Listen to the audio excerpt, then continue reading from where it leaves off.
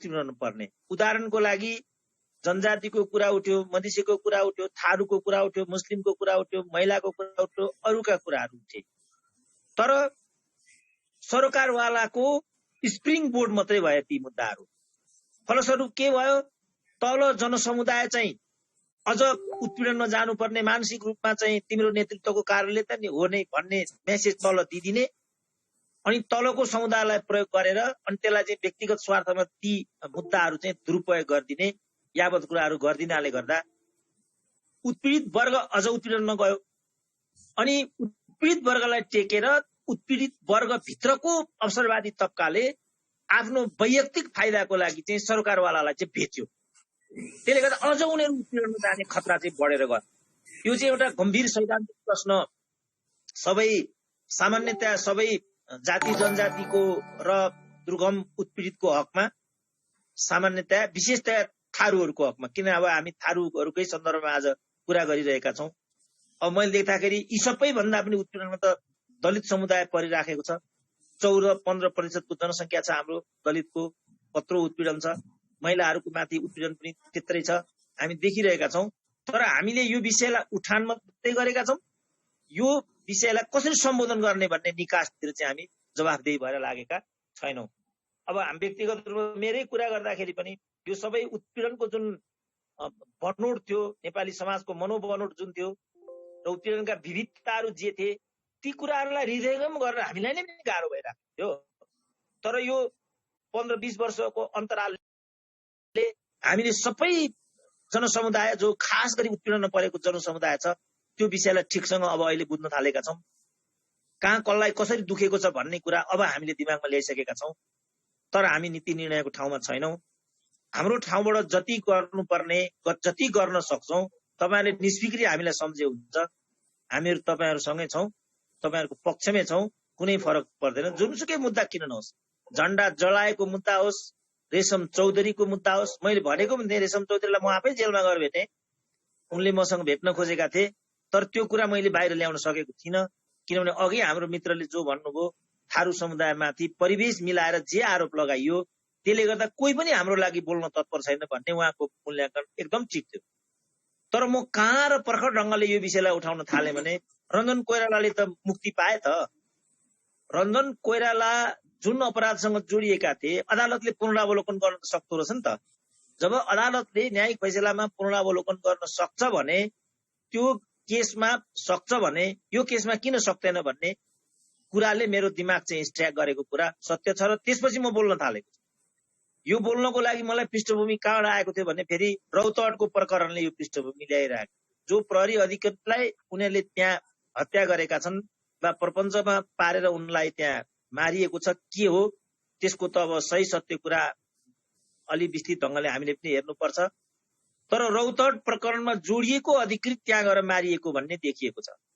त्यसकारण रौतहट प्रहरीलाई जसरी हामी आँखा चिम्लेर डिफेन्ड गरिराखेका थियौँ, त्यसरी डिफेन्ड गर्नु अलि बढ्ता हुन्छ कि भन्ने रिजर्भेसन मेरो मनमा पनि पलाएको छ। र हाम्रो रेशम चौधरीको हकमा पनि त्यही थियो। विगत समयमा जुन बेला मैले उनलाई गएर जेलमा भेटेको थिएँ, बाहिरबाट आएर पनि मैले त्यो विषयलाई समाजमा ल्याउन सकेको थिइनँ। त्यसको कारणको बारेमा मैले अघि उल्लेख गरेँ, जो मित्रलाई उदाहरणमा ल्याएर। तर अहिले म यसमा अलिकति फुक्का भइराखेको छु भन्ने जुन कुरा हो, यी सबै विषयलाई फेरि हामीले नयाँ सिराबाट हेर्नुपर्छ कि भन्ने ठाउँमा चाहिँ अहिले हामीहरू पनि छौँ। त्यसकारणले साथीहरूसँग मेरो रिक्वेस्ट के छ भने बसौँ, यसमा कति के हुन सक्छ सूचनाहरू हामीले पनि पाऊँ, कोही पनि चाहिँ उत्पीडनमा पर्नु नपरोस् र कोही पनि निरपराधी मान्छेले यस प्रकारले जेलमा चाहिँ सडिनु नपरोस् भन्ने मान्यताबाट हामीहरू अगाडि बढौँ। कमी कमजोरी गरेको छ भनेदेखि त कमी कमजोरीको सजाय भागी त कसैले पनि हुनुपर्छ, त्यो मैले पनि हुनुपर्छ, अरूले पनि हुनुपर्छ। तर निरपराध र निर्दोष मान्छेलाई ठोस्ने काम भएको छ भने यसलाई आज गम्भीर तरिकाले हामी हेरौँ। र मलाई लागेको के छ भने आजको जुन भेला छ, जुनको भेला, यो भेलाले निष्कर्ष निकाल्न खोजेको विषय चाहिँ यो हो।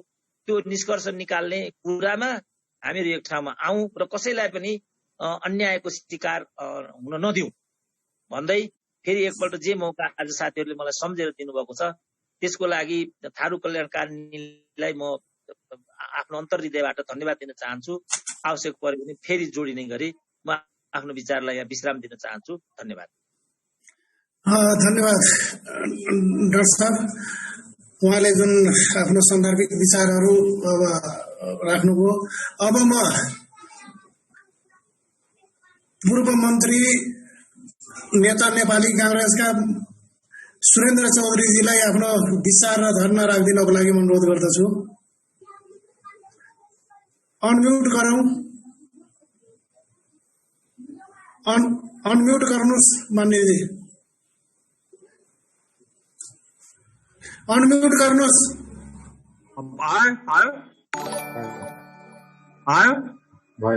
भयो सर, भयो। आज हाम्रो आजका मोडरेटर नेपाली थारू कल्याण कर्णी सभाका महामन्त्री हाम्रो प्रेमीलाल चौधरीजी र हाम्रा आदरणीय राजनीतिक विश्लेषक डाक्टर सुरेन्द्र केसीजी, त्यसुपरान्त हाम्रो अरू चाहिने शंकरलाल चौधरीजी, भक्तिनाथ माझीजी, पूर्व डीआईजी साहब भक्तिनाथ माझीजी, पूर्व सचिव शंकरलाल चौधरीजी लगायत आज अधिवक्ता पूजा चौधरीजी लगायत आज का यस वेबिनारमा सहभागी हुनुभएका सबै जना प्रति मेरो चाहिँ हार्दिक अभिवादन छ। नमस्कार, जय नेपाल। म आज दुई चारवटा कुराहरू राख्न चाहन्छु। शुद्ध म एकाडेमिक कुराहरू राख्न चाहन्छु, एकाडेमिक कुराहरू केही राख्न चाहन्छु र केही थोरै मात्रामा म राजनीतिक कुराहरू राख्न चाहन्छु। एउटा कुरा के छ भनेदेखि जसरी आज हामी टिकापुरको घटना घटेको आज ठिक्क 5 वर्षपछि हामी त्यसको अवलोकन गर्ने, त्यसको बारेमा मूल्याङ्कन गर्ने र त्यो कहाँनिर के भयो भन्ने कुराको बारेमा आज हामी चाहिँ यो दिनलाई एउटा विरोध दिवसको रूपमा थारू समाजका मानिसहरूले मनाउँदै आएका छौं र आज यस दिनमा आज यो दिन 5 वर्ष पुग्यो र आज हामी चाहिँ थारू थरवट आन्दोलनका क्रममा हामी आज यो समीक्षा एउटा माथि वेबिनार गर्दैछौं। सबैभन्दा ठूलो कुरा के छ भनेदेखि म आफू स्वयं पनि नेपालको राजनीतिक आन्दोलनमा, नेपालको लोकतान्त्रिक आन्दोलनमा 8 वर्ष आफ्नो जवानी जेलमा बिताएको मान्छे हो। त्यसकारणले गर्दाखेरि कुनै पनि आन्दोलन, कुनै पनि लोकतान्त्रिक आन्दोलन, न्यायको लागि, अधिकारको लागि गरिने आन्दोलन कति दुरूह हुन्छ भन्ने कुरा म चाहिँ बुझ्दछु। आन्दोलन गरिएन अधिकार पाइँदैन, आन्दोलन गरियो दण्डित हुन्छ। नबोलेर अधिकार पाइँदैन, बोलेपछि दण्डित हुन्छ। यो कुरा चाहिँ यो कुरा एकातर्फ छ भनेदेखि अर्कोतर्फ के छ भनेदेखि कमजोर मानिसको लागि एउटा न्याय व्यवस्था हुने, कमजोर मानिसका लागि एउटा चाहिने राज्य व्यवस्था हुने र बलियाका निम्ति जो शासक वर्ग छ, जो इलिट क्लास आफूलाई भन्दछ, जो बलियाहरूको लागि चाहिँ अर्को राज्य व्यवस्था हुने, त्यो कुरा चाहिँ विभेदपूर्ण एउटा न्यायिक व्यवस्था, विभेदपूर्ण राज्य व्यवस्थामा हामी चाहिँ पिल्सिराखेका छौं। आज हामी के देख्दैछौं भनेदेखि कि रेशम चौधरी को बारेमा र रेशम चौधरी लगायत केही साथीहरू अहिले बन्दी जीवन बिताइराख्नु भएको छ। त्यसको साथसाथैमा थारू कल्याण कारणीय सभाका स्वयं सभापति धनीराम चौधरीजी झुठो मुद्दा खेपिराख्नु भएको छ। एकदम नितान्त निर्दोष मानिस, पेशाले इन्जिनियर, सडक विभागको इन्जिनियर हुनुभएको मान्छे, इन्जिनियरिङ पढ्नु भएको मान्छे, डी भइसक्नु भएको मान्छे, उहाँले झुठो मुद्दा अहिले त्यही टिकापुरकै घटनामा उहाँले झुठो मुद्दा अहिले खेपेर चाहिँ बसिराख्नु भएको छ, अन्याय चाहिँ भोगिराख्नु भएको छ। अब म एकछिनको लागि म चाहिँ रेशम चौधरीजीको कुरा गर्न चाहन्छु। रेशम चौधरीजीको एउटा कुरा के भन्छु भनेदेखि रेशम चौधरीजीको विरुद्धमा कुनै पनि किसिमको सबुत प्रमाण छैन। पहिला मुद्दाको म मेरिटको कुरा गर्छु। यो राज्य व्यवस्था कति अन्याय गरिरहेका छ, यो राज्य व्यवस्था कति पूर्वाग्रही छ भन्ने कुराको एउटा उदाहरण के दिन्छु भनेदेखि रेशम चौधरीको विरुद्धमा कुनै किसिमको प्रमाण चाहिने छैन। जुन किसिमबाट मुद्दा रेशम चौधरीको विरुद्धमा फ्रेम गरिएको छ त्यो फ्रेमिङ नै एकदम निराधार छ। जस्तो रेशम चौधरीको बारेमा एउटा के छ भनेदेखि उहाँको कहीँ पनि प्रत्यक्ष संलग्नता छैन। जुन दिन चाहिने वारदात भयो त्यो वारदातमा उहाँ रेशम चौधरी घटनास्थलमा हुनुहुन्न। तेस्रो कुरा रेशम चौधरीको विरुद्धमा कुनै आई विटनेस छैन। चौथो कुरा जुन बेलामा घटना घट्यो त्यो बेलामा रेशम चौधरी बर्दियामा हुनुभएको कल डिटेल्सले देखाउँछ। कल डिटेल्सले के देखाउँछ भनेदेखि रेशम चौधरी चाहिँ बर्दियामा हुन्थ्यो। उहाँ बर्दियामा कसरी पुग्नुभयो त्यो कुरा पनि कल डिटेल्सले देखाइराखेका छ। यसरी चाहिँ उहाँ बर्दिया पुग्नु भएको भन्ने कुरा चाहिँ देखाइराखेका छ। त्यसपछि सर्कमस्टान्सियल एभिडेन्स भन्छ परिबन्ध। त्यो परिबन्धको कहिलेकाहीँ परिबन्धमा पनि मान्छे फर्स्ट छ। त्यो परिबन्धलाई हामी सर्कमस्टान्सियल एभिडेन्स भन्छौँ। त्यो पनि उहाँको विरुद्धमा छैन। किनभनेदेखि सर्कमस्टान्सियल एभिडेन्सले के भन्छ भनेदेखि जुन बेलामा घटना भयो त्यो बेलामा उहाँ चाहिँ बर्दियामा हुनुहुन्थ्यो। त्यो कल डिटेल्स पनि त्यो सबै कुरा कोर्टमा चाहिँ पेश गरिराखेका छ। अब कुरो के छ भनेदेखि रेशम चौधरीको विरुद्धमा 3टा मुद्दा दर्ता भएको छ। एउटा मुद्दा छ कर्तव्य जान, एउटा मुद्दा छ जान, अर्को तेस्रो मुद्दा छ डाका मुद्दा। यो तीनटै मुद्दा चाहिने जुन फ्रेमिङ भएको छ त्यो अत्यन्त नितान्त चाहिने झुठा छन् र बिना प्रमाणका छन्। उहाँको विरुद्धमा प्रमाण कसरी खडा गरिएको छ भनेदेखि एउटा चाहिने हियरसे खडा गरिएको छ। हियरसे भन्दाखेरि उहाँको विरुद्धमा जुन बकपत्र गराउने काम भएको छ त्यो बकपत्रले के भन्छ भनेदेखि हामीले सुनेको छौं कि यो घटना चाहिने रेशम चौधरीजीले गराउनु हो। यो हियरसे भन्छ। कानूनको भाषामा हियरसे भन्दाखेरि र्युमर। हियरसेको परिभाषा के भन्छ भनेदेखि things that you have heard from another but you don't definitely know to be true. You चाहिए things that you have heard from another but you don't definitely know to be true. जुन कुरा सत्य छैन तर तपाईले चाहिए अरूको बाट तपाई सुन्नुभयो। You have heard from another भन्दाखेरि यो नितान्त चाहिने हियरसेलाई हामी के भन्छौं भनेदेखि एउटा र्युमर भन्छौं। त्यो चाहिने बकपत्र गर्ने मान्छेले एउटा चाहिने बकपत्रमा के भनेको छ भनेदेखि हामीले सुनेका छौं यो घटना चाहिने रेशम चौधरीले घटाउनु हो। त्यसको आधारमा मुद्दा फ्रेमिङ भयो।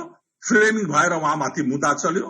कैलालीको जिल्ला अदालतले उहाँलाई कसुरवार ठहराएर राख्यो। त्यो बेलामा उहाँसँग मेरो चाहिने विचार विमर्श पनि भएन। त्यो बेला साथीहरूसँग मेरो विचार विमर्श पनि भएन। म त कैलाली गएको थिएँ तर त्यो बेलामा उहाँले चाहिँ मसँग विचार विमर्श गर्नु भएको भए म अर्कै बाटो चाहिँ म भन्थे। म कहिले पनि कोर्टमा गएर हाजिर हुने त्यो बाटो भन्दा पनि अर्कै बाटो पनि अख्तियार गर्न सकिन्थ्यो जुन बाटोले उहाँलाई एउटा सफलता दिन सक्थ्यो। तर त्यो कुरा छोड्नुस्। अब कुरो के छ भनेदेखि उहाँलाई चाहिने स्वेरिङ इन भयो, शपथ ग्रहण गराइयो। त्यसको उपरान्त पनि उहाँ चाहिने अहिले थुनामा हुनुहुन्छ र उहाँ चाहिने बन्दी जीवन बिताइराख्नु भएको छ। अर्को तर्फमा ठिक यही घटनालाई म कस्तोमा देखिरहेका छु भनेदेखि तपाईको चाहिने जस्तो अब उ चाहिने के भन्छ भनेदेखि सिलवालजीको कुरासँग। अब सिलवालजी र उहाँ चाहिँ चुनाव जित्नुभयो। सिलवालजी नवराज सिलवाल र उहाँको बारेमा एउटा कुरा म चर्चा गर्न चाहन्छु। त्यो चर्चा के गर्न चाहन्छु भनेदेखि सिलवालजीको विरुद्धमा कोर्टले एउटा चाहिने एउटा के भनेको छ भनेदेखि सिलवालजीले चाहिँ टेम्परिङ गर्नुभयो। आफ्नो प्रमाणहरू चाहिने उहाँले प्रमाणहरू चाहिने मा चलखेल गर्नुभयो। प्रमाणहरू चाहिने उहाँले चलखेल गरेर आफ्नो पक्षमा पार्नु भएको हो। यो प्रमाणहरू टेम्परिङ भएको छ। त्यसकारणले यो प्रमाणहरू कसले टेम्परिङ गर्यो, कसले यो प्रमाणहरू चलखेल गर्यो, यो के अरे पक्षमा तपाईको सिलवाल नौरा सिलवालको पक्षमा, त्यसको बारेमा छानबिन तुरन्त सरकारले गरोस् र मुद्दा चलाओस् भनेर अदालतको एउटा चाहिने आदेश छ। त्यो आदेशको पालना सरकारले गर्दैन। सरकारले त्यसको बारेमा अनुसन्धान पनि गर्दैन। नौरा सिलवालको विरुद्धमा कुनै मुद्दा पनि फ्रेम गर्दैन। नौरा सिलवालले चाहिँ शपथ ग्रहण गर्नुहुन्छ र उहाँले चाहिँ आफ्नो सांसदको रूपमा बसिराख्नु भएको छ। र तर ठिकको उल्टो ढंगबाट उहाँ चाहिँ कुनै पनि एउटा प्रत्यक्ष प्रमाण चाहिने छैन। त्यसको बावजुद पनि उहाँ हाम्रो रेशम चौधरीजी र धनीराम चौधरीजी लगायतको मान्छेहरूले मुद्दा खेपिराख्नु भएको छ र बन्दी जीवन बिताइराख्नु भएको छ। यस उपरान्तमा दोस्रो कुरा के भन्छु भने म नितान्तमा एकाडेमिक कुरा भन्छु। दोस्रो कुरा के भन्छु भनेदेखि तपाईको रिपोर्टहरू छन्। अब राइट टु इन्फर्मेसनको कुरा हामी गर्छौं, सूचनाको हकको कुरा गर्छौं, राइट टु इन्फर्मेसनको कुरा गर्छौं। सरकारले गृह मन्त्रालयकै प्रतिवेदन छ। गृह मन्त्रालय जुन बेलामा वामदेव गौतम गृह मन्त्री हुनुहुन्थ्यो त्यही बेलामा यो घटना घट्यो र गृह मन्त्रालयबाट तपाईको चाहिने एकजना अधिकारी हुनुहुन्छ तपाईको बेदीराम शर्माजीको नेतृत्वमा गृह मन्त्रालयको एउटा टोली जान्छ। त्यो टोलीले पनि एउटा प्रतिवेदन पेश गरेको छ गृह मन्त्रालयमा। जुन प्रतिवेदनले के भन्छ भनेदेखि रेशम चौधरी छैन निर्दोष छ। मानव अधिकार आयोगको पनि प्रतिवेदन छ। त्यो प्रतिवेदनले पनि के भन्छ भनेदेखि रेशम चौधरी निर्दोष छन्। तेस्रो चाहिने गिरिशचन्द्र लाल दासको पनि एउटा प्रतिवेदन छ। त्यो गिरिशचन्द्र लाल दासको प्रतिवेदनले त धेरै चाहिने मधेस आन्दोलनको बारेमा चर्चा गरेको छ, मधेस आन्दोलनको पक्षमा छ। रेशम चौधरीजीको बारेमा थोरै छ, तर त्यसले पनि त्यो प्रतिवेदनले पनि रेशम चौधरीलाई चाहिँ दोषी ठहर चाहिँ गर्दैन। त्यसपछि संसदीय समितिको पनि एउटा रिपोर्ट छ। संसदीय समिति पनि अध्ययन गरेको छ, अनुगमन गरेको छ। संजय गौतमको नेतृत्वमा, सांसद संजय गौतमको नेतृत्वमा एउटा टोली गएको छ र त्यसले पनि एउटा प्रतिवेदन पेश गरेको छ। जुन प्रतिवेदनमा के भन्छ भनेदेखि तपाई चाहिँ रेशम चौधरी निर्दोष हुनुहुन्छ। त्यसपछि एउटा सामाजिक न्याय तथा मानव अधिकार समितिको एउटा रिपोर्ट छ सुनिल श्रेष्ठको नेतृत्वमा। त्यो समितिले पनि एउटा प्रतिवेदन पेश गरेको छ। त्यो प्रतिवेदनले पनि के भन्छ भनेदेखि रेशम चौधरी निर्दोष हुनुहुन्छ। भन्दा के यतिका धेरै प्रतिवेदनहरू रेशम चौधरीको पक्षमा छन् र भन्छ कि उहाँ चाहिँ निर्दोष हुनुहुन्छ। त्यसको बावजुद पनि उहाँले चाहिँ बन्दी जीवन चाहिँ बिताइराख्नु भएको छ। यसले के देखाउँछ भनेदेखि राज्य व्यवस्था अत्यन्त चाहिने एउटा पूर्वाग्रही छ र राज्य व्यवस्थाले निर्दोलाई यो एउटा चाहिने कमजोर समुदाय हो। थारू समुदाय एउटा कमजोर समुदाय हो। यो समुदायलाई यो केले नै गर्ला, यो समुदायले के नै गर्न सक्छ भनेर चाहिने यो राज्य व्यवस्थाको त्यो मानसिकता चाहिने देखिन्छ। मेरो आजको उद्देश्य पनि जातीय सद्भाव बिगाड्ने, जातीय सद्भावको विरुद्धमा बोल्ने मेरो कदापि मेरो मनसा होइन। हामी जातीय सद्भाव कायम गर्न चाहन्छौं। त्यसको साथसाथै म त एउटा लोकतान्त्रिक मान्छे हो। म लोकतान्त्रिक समाजवादमा विश्वास गर्ने, समाजवादी जीवनशैलीमा, समाजवादी आदर्श र सिद्धान्तमा विश्वास गर्ने मान्छे हो। त्यसकारणले म कुनै जात र समुदायको विरुद्धमा म कहिले पनि द्वेष र घृणा फैलाउने किसिमको कुनै किसिमको वक्तव्य दिँदा पनि दिन्न र जातीय सद्भावको पक्षमा म सधैँ बोल्ने मान्छे हो।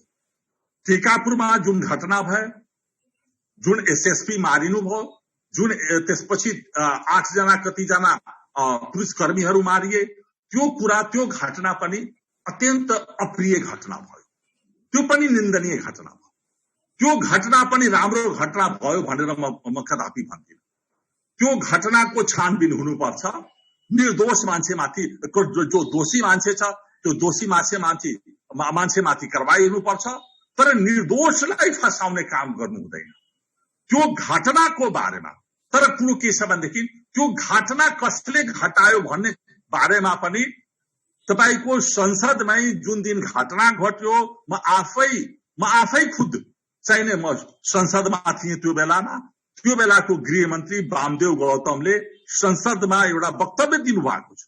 त्यो वक्तव्यमा उहाँले के भन्नुभएको छ भनेदेखि कि दक्षिणतिरबाट एक हुल जत्थाहरू आए, एक हुल मानिसहरू दक्षिणतिरबाट आए र यो घटना घटाए भनेर उहाँले त्यो भनिसकेपछि त के छ भने वास्तवमा यो एउटा चाहिँ सेबोटेज हो, एउटा चाहिँ षड्यन्त्र हो, थारूहट आन्दोलनलाई चाहिँ बिथोल्नको निम्ति षड्यन्त्र हो, अथवा कि थारूहट आन्दोलनलाई अझै चर्काउनका निम्ति केही उग्रवादी तत्त्वहरूले गरे, माओवादीका तालिम प्राप्त मानिसहरू, माओवादी आन्दोलनमा लागेका मानिसहरू, अथवा यो घटनाले अझ चाहिँ धेरै चर्काउन खोज्ने मानिसहरू, थारूहरूमाथि थारूहरूको काँधमा बन्दुक राखेर बन्दुक पड्काउनेहरू, थारूहरूको काँधमा चाहिने थारूहरूको टाउकोमा चाहिने आन्दोलनलाई अझ चाहिने चर्काउने खोज्ने तत्त्वहरू, अझ चाहिने मुलुकमा अझ चाहिने यो मुलुकलाई गृहयुद्धमा पुर्याउने अथवा अझ यो मुलुकलाई धेरै हिंसात्मक युद्धमा चाहिने पुर्याउन सक्ने जुन तत्त्वहरू, त्यो तत्त्वहरूले यसलाई अझ चर्काउन खोज्नको निम्ति त्यो घटना गराए कि बिथोल्नको निम्ति घटना गराए। वास्तवमा यो धेरै नै चाहिने गहिरो संवेदनशील विषय हो र यसको बारेमा छानबिन हुनुपर्छ। तर मैले चाहिने जुन किसिमको मैले चाहिने मिसिलको अध्ययन गर्दाखेरि अथवा ती सबै घटनाको बारेमा मैले बुझ्दाखेरि म कुनै किसिमको प्रमाण चाहिने रेशम चौधरीको विरुद्धमा चाहिने भेटिँदैन। त्यसले गर्दाखेरि रेशम चौधरी निर्दोष भनेर चाहिँ देखिन्छन् र अर्को चाहिँ के छ भनेदेखि त्यस रेशम चौधरीका साथमा संलग्न मानिसहरू पनि निर्दोष देखिन्छन् र तपाईको चाहिने धनीराम चौधरी लगायतका मानिसहरू पनि निर्दोष देखिन्छन्। तेस्रो कुरा के भन्छु भनेदेखि म आफ्नो मान्यजी 5 मिनट पछि ब्रेक गर्नुपर्छ, फेरि कन्टिन्यू गर्नुपर्छ है त मान्यजी। टाइम सकिन्छ, फेरि 5 मिनट पछि फेरि सुरु गरौँ। अहिले टाइम सक्यो? हैन, 5 मिनट पछि सकिन्छ। ए अच्छा। अब रहेको कुरो के छ भनेदेखि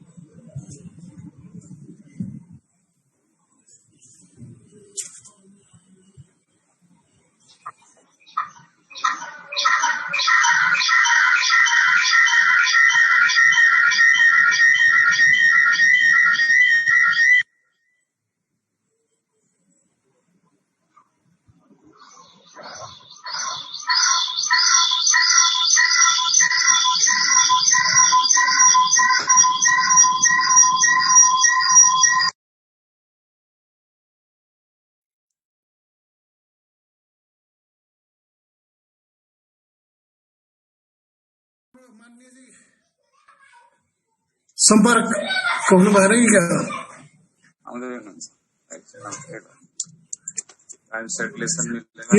यो टाइम नै पहिलाको मिटिङले खाइदियो क्या समस्या यहाँ भइदियो आईपी चेन्ज गर्न पर्ने टाइम लाग्ने एकछिन पनि मिल्दैन टाइमै सर अब यो भित्र चाहिँ सिद्ध्याउनु पर्छ अब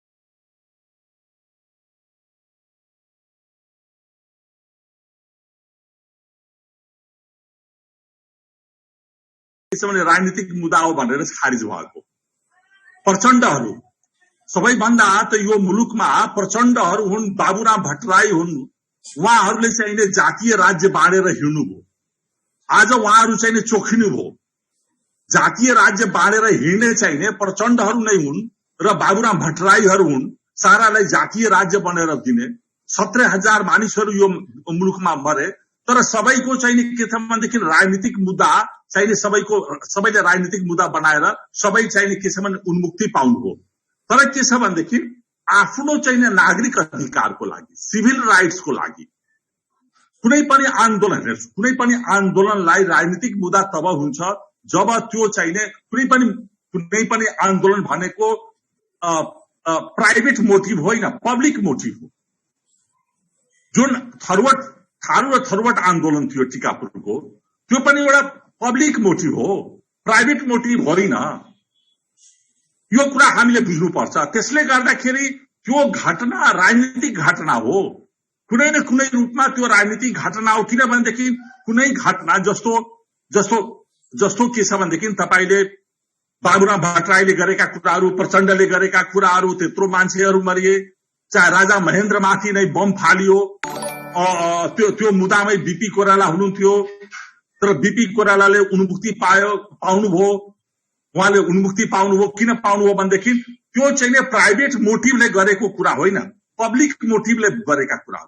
त्यसले गर्दाखेरि के छ भनेदेखि अब तपाईले छोटाउन कुरा भन्नुहुन्छ, यो चाहिँ धेरै गहन विषयहरू छन् र यो गहन विषयमा हामीले के देख्दैछौँ भनेदेखि सरकारले चाहिँ बालकृष्ण ढुङ्गेललाई कसरी उन्मुक्ति दिए, अग्नि खरेलले कसरी उन्मुक्ति दिए, जबकि अहिले पनि तपाईको हाम्रो चाहिँ तपाई इन्ट्रिम जस्टिस वाला अन्तरिम चाहिँ न्याय दिने जुन चाहिँ समितिले आफ्नो पनि कार्य त सम्पादन गरेको छैन, टुङ्गो लगाएको छैन।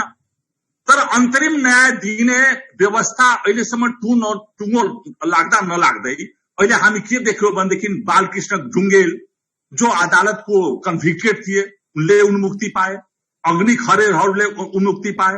अहिले आएर कस्तो हास्यास्पद, जसको चाहिने मिडियामा चाहिने सोशल मिडियामा चाहे मिडियामा कति धेरै ठूलो आलोचना भयो रञ्जन कोइरालाकै केस। रञ्जन कोइरालाले आफ्नो स्वास्नीलाई हत्या गरे, सारा कुरा गरे, पक्रिए, तर उनलाई चाहिँ उनको चाहिँ मुद्दालाई रिभ्यू गरेर फेरि उनको मुद्दालाई चाहिँ सजायलाई चाहिँ कम गर्ने काम भयो, जसको धेरै ठूलो आलोचनाहरू पनि भए। भन्दाखेरि म के भन्न चाहन्छु भनेदेखि कि अहिले एउटा कुरा के देखिएको छ भनेदेखि बाबुराम अहिले सत्तामा बसेका मानिसहरू, सरकारमा बसेका मानिसहरू एउटा के मेसेज दिन खोज्दैछन् भनेदेखि हामीले जे कुरा दिनु थियो त्यो दिइसक्यौं हैन, अब त्यसै कुरामा सन्तोष मानेर बस्ने, अब चाहिँ अरु कुरा केही गर्न पाइँदैन। हामीलाई चाहिँ ढुक्कसँग अब मौज मस्ती गर्न दिनुस्, हामीसँग अब राज्य चलाउन दिनुस्, ढुक्क भएर हामी राज्य चलाउँछौं, हामी जे गर्छौं मनोमानी ढंगले जे गर्दा पनि तपाईहरु कुनै ठाउँमा हस्तक्षेप गर्ने काम नगर्नुस्। जबकि त्यो हुँदैन। नागरिक आन्दोलन भन्ने कुरा, डेमोक्रेटिक मुभमेन्ट भन्ने कुरा, जस्टिसको मुभमेन्ट भन्ने कुरा, यो चाहिँ धेरै लामो समयसम्म आज पनि अमेरिकामा तपाईले हेरिराख्नु भएको छ, आज पनि अमेरिकामा कालाहरूले आफ्नो अधिकारका निम्ति लडिरहेका छन्। तपाईको संविधान बनिसकेको, अमेरिकाको वार अफ इन्डिपेन्डेन्स 1787 को चाहिने संविधान आयो, त्यसको कति लामो समय 50औं वर्षपछि तपाईको के छ भनेदेखि 1950 मा आएर मार्टिन लुथर किङ जन्मनुभयो। र मार्टिन लुथर किङ किन जन्मनुभयो भनेदेखि उहाँको बारेमा एउटा एउटा डक्ट्रिन के छ भनेदेखि he was born out of the conviction that nobody would be privileged, underprivileged, unprivileged on the score of class, creed, religion, descent, dynasty, color of skin. रेसको आधारमा कुनै पनि मानिस प्रिभिलेज होइन, अनप्रिभिलेज होइन, अन्डर प्रिभिलेज होइन। किनभनेदेखि एउटा 1955 को घटना हो। एउटा त्यो बेलामा तपाईको 50 को दशकमा कालाहरूलाई अमेरिकाको बसमा पछाडिको सिटमा मात्र ट्राभल गर्न दिन्थ्यो र त्यो एउटा रोजा पार्क्स भन्ने एउटा महिलालाई पछाडिको सिटमा तिमी ट्राभल गर, तिमी त अगाडि बस्न पाउँदैनौ।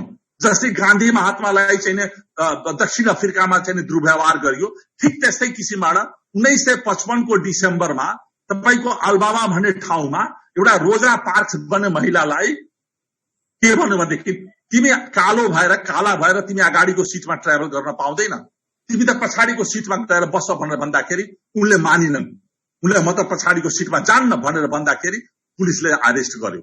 त्यही आन्दोलन भयो। त्यो एन्टी रेसियल आन्दोलन त्यो बेलादेखि चर्कियो। मार्टिन लुथर किङले त्यसको नेतृत्व लिनुभयो र त्यसपछि आएर तपाईको चाहिने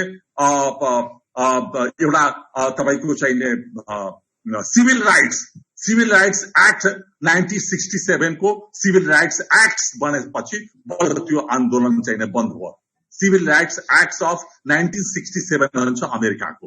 भन्दाखेरि के छ भनेदेखि हामी एउटा के देख्दैछौँ भनेदेखि तपाईले अब छोटाउन पनि भन्नुभयो। एउटा म के भन्दैछु भनेदेखि हाम्रो जे जति चाहिने भइराखेको छ यो देशमा यो चाहिने अत्यन्त पूर्वाग्रही ढंगबाट चाहिने भइराखेको छ। जस्टिस के भन्छ भनेदेखि जस्टिसले त जस्टिसको के भन्छ भने जस्टिस इज एबोभ लज भनेर भन्छ। भन्दा माथि जस्टिस हो। यो चाहिने यो इमानुएल कान्टको थ्योरी हो। जुरिस्प्रुडेन्समा इमानुएल कान्टले एक ठाउँमा के भन्नुहुन्छ भनेदेखि justice is above laws, humanity is above justice, morality is above justice भन्छ। जस्टिस भन्दाखेरि कानून भन्दा माथिको कुरा हो। जस्टिसमा एउटा सवर्णले जस्टिस पायो त्यो महत्वपूर्ण होइन। एउटा दलितको छोराछोरीले जस्टिस पाएको पाएन त्यो बढी महत्वपूर्णको कुरा हो। एउटा गरीब निमुखा एउटा मार्जिनलाइज सोसाइटीको मान्छे एउटा चाहिँ के छ भनेदेखि दुर्गम क्षेत्रमा बस्ने मान्छेले चाहिँ जस्टिस पायो कि पाएन। एउटा चाहिँ downtrodden section of humanity दलित समुदायको दलित पीडित अनादृत उपेक्षित त्यो समाजको मान्छेले न्याय पाए कि पाएन त्यो अझ बढी महत्वपूर्ण हो। त्यसले गर्दाखेरि के भन्छ भनेदेखि जस्टिस इज एबोभ लज र ह्युम्यानिटी इज एबोभ जस्टिसको थ्योरी चाहिँ जुरिस्प्रुडेन्समा इमानुएल कान्टले चाहिँ दिनुहुन्छ।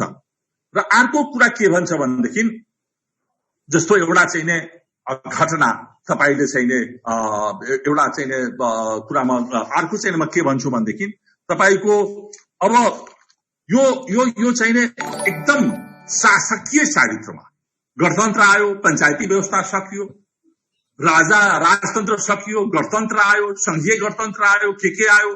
तर कुरो के छ भनेदेखि हामी के देख्छौँ भनेदेखि शासकीय चरित्रमा कुनै परिवर्तन भएन।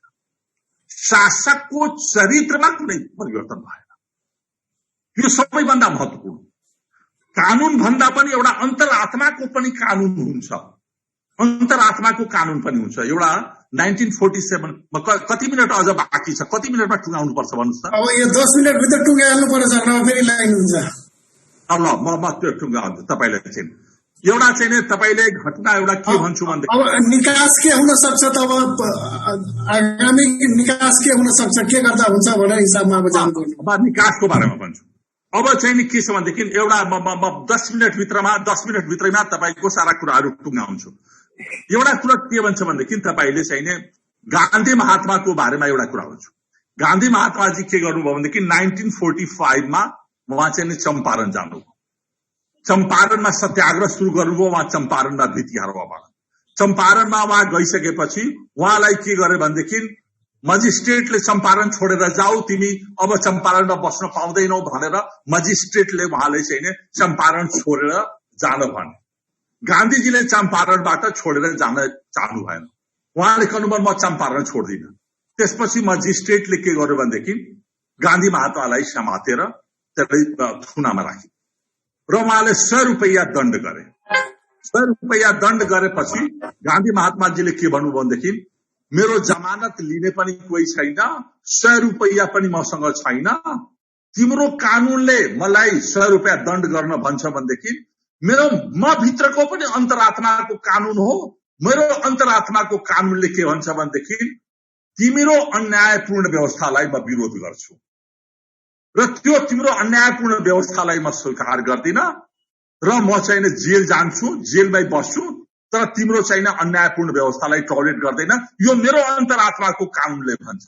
त्यसकारणले अन्तरात्माको एउटा आफ्नै कंस्ट्रक्ट र त्यसकै बारेमा एउटा चाहिँ 1 मिनटमा म कुरा एउटा के लगाउँछु भनेदेखि फली नारिमन भन्ने एउटा धेरै ठूलो जस्टिस हुनुहुन्छ। फली नारिमन जुरिस्ट हुनुहुन्छ, धेरै ठूलो जुरिस्ट हुनुहुन्छ। इन्डियाको धेरै ठूलो चाहिँ विधि शास्त्र विधिवेत्ता हुनुहुन्छ फली नारिमन। फली नारिमनले जुरिस्प्रुडेन्सको बारेमा एक ठाउँमा व्याख्या के गर्नु भएको छ भनेदेखि जजेस need to have third ear and third eye to see and comprehend what is not said. कुनै पनि मुद्दामा कुन कुरा भनेको छ भन्दाखेरि पनि धेरै महत्त्वपूर्ण कुरा छ। त्यो मुद्दामा कुन कुरा लुकाइएको छ र कुन कुरा चाहिने लुकाइराखेको छ र कुन कुरा भनेको छैन। त्यसले गर्दाखेरि के छ भनेदेखि उहाँको एउटा थ्योरी के छ भनेदेखि जजेस need to have third ear and third eye to see and comprehend what is not said भन्दाखेरि उहाँको मुद्दामा के देखिन्छ भनेदेखि उहाँले न्यायाधीशले अब आफ्नो उहाँ विवेक प्रयोग गर्ने अन्तरात्माको कानून प्रयोग गर्ने अवस्था चाहिने छ। किन त्यो छ भनेदेखि उहाँको मुद्दामा एउटा कुरा के देखियो भनेदेखि कुनै ठाउँमा चाहिने प्रमाण चाहिने त्यो तपाईको चाहिने रेशम चौधरीको विरुद्धमा छैन। एउटा निर्दोष मान्छे चाहिने सजाय भोगिराखेका छन् र अरू चाहिने धनी रामजी जस्तो मान्छेहरूले चाहिने सजाय चाहिने भोगिराखेका छन्। त्यसले गर्दाखेरि कानूनको के छ भनेदेखि एउटा लिगल पोलिटिको इन्टरप्रिटेसन हुन्छ। लिगल पोलिटिको इन्टरप्रिटेसन भन्छ कि कानूनको पनि राजनीतिक व्याख्या हुन्छ। कानूनले पनि राजनीतिक व्याख्या हुन्छ नि। राजनीतिले संविधान जन्माउँछ, संविधानले त राजनीति जन्माउँदैन नि। त्यसले गर्दाखेरि के छ भनेदेखि कानूनको पनि राजनीतिक व्याख्या हुन्छ। त्यसलाई चाहिँ नै हाम्रो विश्वनाथ उपाध्यायजीले पनि धेरै ठाउँमा चर्चा गर्नुभएको छ कि लिगल पोलिटिको इन्टरप्रिटेसन। त्यहाँ चाहिँ त्यो तपाईको चाहिँ त्यो इन्टरप्रिटेसन गर्नु हो भनेदेखि त्यो कन्टेक्स्टमा हेर्ने हो भनेदेखि त्यो कन्टेक्स्टमा कहीँ कतैतिर चाहिँ उहाँ चाहिँ दोषी नभएको हुनाले उहाँले चाहिँ मुक्ति पाउनुपर्छ। अबरा कुरो के छ भनेदेखि सरकार अहिले वातावरण धेरै बनि पनि राखेको छ। उहाँलाई चाहिँ उहाँको मुद्दा चाहिँ राजनीतिक मुद्दाको रूपमा लिएर उहाँको मुद्दा चाहिँ खारिज गर्नुपर्छ भनेर एउटा वातावरण त्यो पनि बनिराखेको छ। अर्को तर्फ के छ भनेदेखि उच्च अदालतमा गएर उहाँलाई उन्मुक्ति दियाउने त्यो एउटा चाहिँ हामी काम गर्न सक्छौं। उच्च अदालतबाट चाहिँ हामी उन्मुक्ति दिलाउन सक्छौं र सरकारले चाहिँ के छ भनेदेखि उनलाई चाहिँ उन्मुक्ति दिन सक्छ। त्यसले गर्दाखेरि यसको बारेमा हाम्रै भित्र थारू समुदायकै भित्रमा पनि धेरै षड्यन्त्रहरू छन्। थारू समुदायकै भित्रमा पनि केही मानिसहरूको कोसिस के छ भनेदेखि यिनी नछुटुन्, यिनकै नाममा राजनीति चलिराखोस्। केही मधेसी नेताहरूसँग मिलेर यसलाई रेडिकलाइज गर्ने, यिनी जेलमा बस्यो भने त अझ राजनीति जोत्न पनि सजिलो हुन्छ, कुरालाई रेडिकलाइज गर्न सजिलो हुन्छ। एकतर्फका मानिसहरू के छ भनेदेखि अर्कै षड्यन्त्रमा पनि लागेका छन्, त्यो कुरा पनि देखिन्छ। भन्दाखेरि तपाईले एउटा मलाई आफ्नो मनको कुरा म भन्दैछु। तपाईले चाहिँ तपाईको धेरै कुरा तपाईले यो कुरा तपाईले मन नम्बर पर्न पनि सक्छ। तपाईको चाहिँ प्रेमीलालजी म चाहिँ हाम्रो थारू समाजमै गुलामीको मानसिकता छ भाइ। हाम्रो थारू समाजमै पनि धेरै गुलामको मानसिकता छ। तपाईले हेर्नुस्, तपाईले चाहिँ टिकापुरमा गए, टिकापुरमा म पनि बोले, प्रचण्डहरूले पनि पहिले बोले, त्यसपछि बाबुरामले पनि बोले। तर थारू मिडियाले, थारू पत्रकारहरूले नै, थारू मिडियाले नै मैले भनेको कुरा कहीँ चाहिँ कभर गरेनन्। प्रचण्ड र चाहिँ बाबुरामले भनेका कुराहरू सारा थारू मिडियाले कभर गरे, सारा थारू मिडियाले हाइलाइट गरे। के छ भनेदेखि थारू समाजभित्र पनि चाहिँ गुलामीको मानसिकता छ।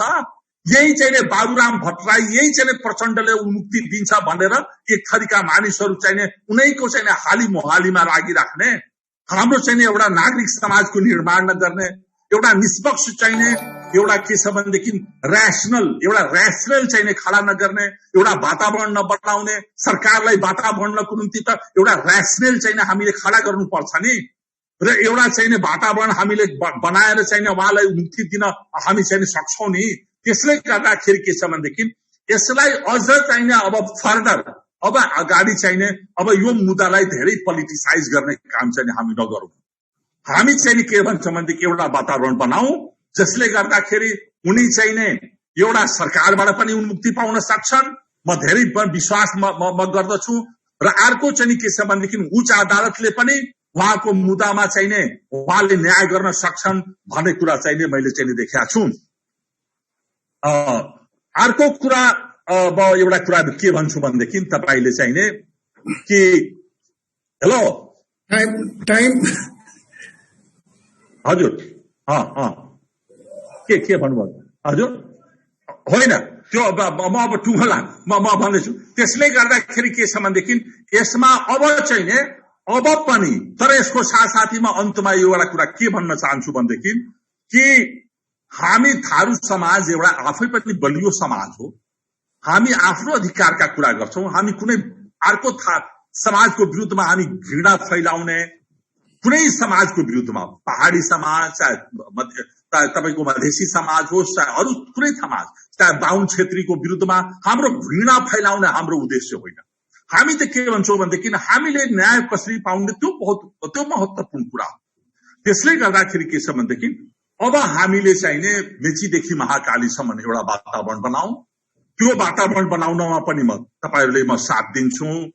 सरकारसँग वार्ता गर्न पनि म साथ दिन्छु। एउटा वातावरण बनेको छ, यसलाई अझ हामी बनाऊ र न्याय प्रक्रियाबाट अथवा चाहिँ नि सरकारको तर्फबाट उहाँलाई न्याय कसरी पाउन सकिन्छ त्यो वातावरण बनाएर हामी चाहिँ नि यो कार्यलाई हामी चाहिँ सम्पादन गर्न सक्छौं होइन। र तेस्रो कुरा के छ भनेदेखि मेरो केही साथीहरूले चाहिँ अब अझ चाहिँ थारू कल्याणकारिणी समितिको धेरै ठूलो सक्रियता छ।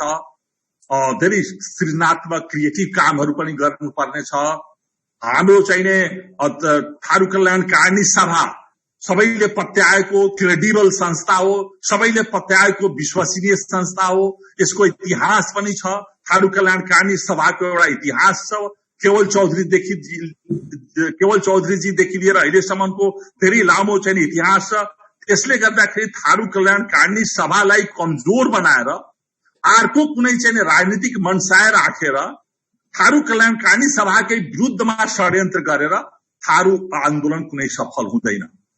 र त्यसले चाहिँ के छ भनेदेखि पीडित व्यक्तिलाई उसले उन्मुक्ति पनि दिलाउन सक्दैन।